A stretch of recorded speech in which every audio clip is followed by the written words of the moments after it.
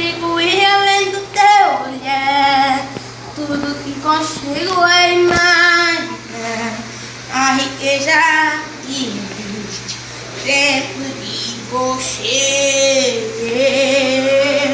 O ouro eu consigo só te mirar, mas te olhando eu posso adorar. Tua alma é um bem que nunca envelhecerá. O pecado não consegue esconder a marca de Jesus que existe em você. O que você faz ou deixou de fazer não mudou o início, Deus escolheu você.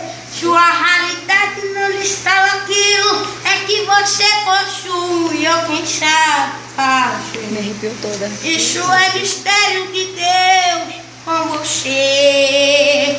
Mas você é um espelho que reflete a imagem do Senhor. Não chore se o mundo ainda não notou. Já é o bastante Deus reconhecer o seu valor. Você é precioso, mais raro que o ouro puro que eu fiz.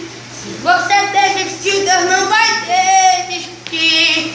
Ele está aqui para te levar.